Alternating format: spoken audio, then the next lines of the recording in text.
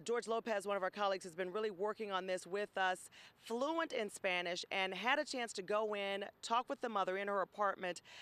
What did she have to say? What did you get from that interview, George? Well, I'll tell you, obviously, like any mother, she was distraught, she was saddened, and her word was she was destroyed. You know, she had lost her 7-year-old daughter, but also her other 2 daughters. The main thing that she kept trying to get across is that she wanted her daughter to be back home. She missed her, and that she also was a hard-working mother, that she does everything that she can for her daughters, and she doesn't want people to be too quick to jump to judgment.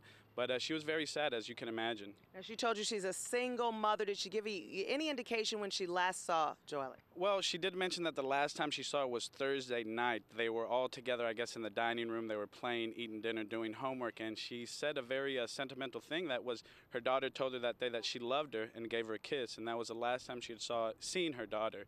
Then the next day, she said she got back from work at 7 a.m. on Friday morning. She did not see her daughter, but she said that was normal because sometimes she would get home from work and her daughter would be off to school. So she didn't think anything of it until it was about 5:30. She said 5:30 is a time when Jareli usually comes home from playing out in the playground and being with her friends. 5:30, no Jareli, 6 o'clock, and as you can imagine, the hours continue to pile on and no little girl at home. Did you get an idea that she was having a problem with the language barrier with investigators? Well, I think she did mention a language barrier. Obviously, for her, it's tough because Spanish is her first language, and she said that she had been cooperating with them, answering any questions to the best of her ability. I believe that they have been able to provide some sort of translators for her, but especially with the media, I think we were the first ones that were able to provide her with somebody that not only spoke English, but also spoke Spanish to help her get her message across and help her find her daughter. And as the old saying goes, if you build it, they'll come. So I'm pretty sure we're going to break records. That's how the creator and director of Cavallia's Equestrian Show feels about his chances this year in Atlanta. However, residents of the city should feel even better about their chance to find a job. As you can see right now, they're in the building stage of the world's largest touring tent. And this big tent needs people to function. Currently, there are over 200 jobs available. 150 will be in seasonal positions, such as ushers, casual labor, and concessions, and over 50 as permanent touring positions. And how does a director feel about being back in the ATL? It's just great to come back to Atlanta. From Midtown, George Lopez, 11 Alive News.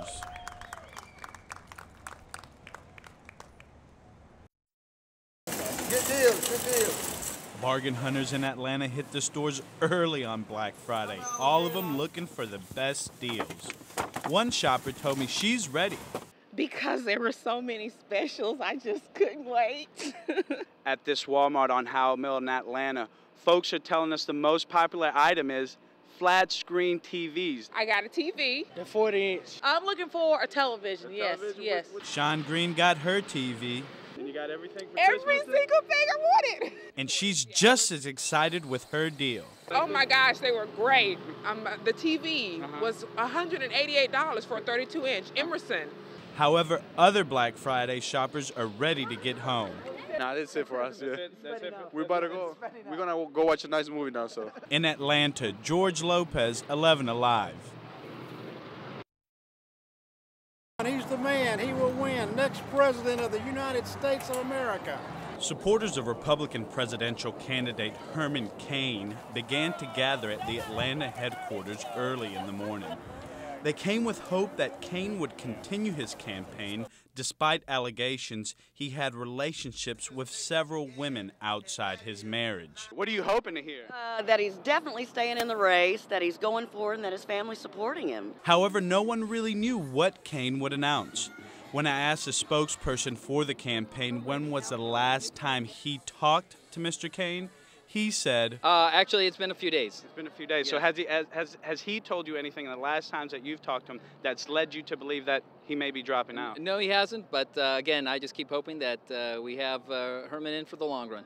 We're standing outside the Herman Cain headquarters, where it's more of a festival and a party than a waiting for an announcement on what's going to happen next with his campaign.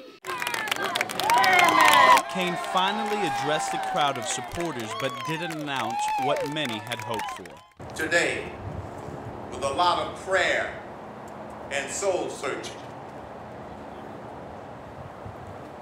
I am suspending my presidential campaign.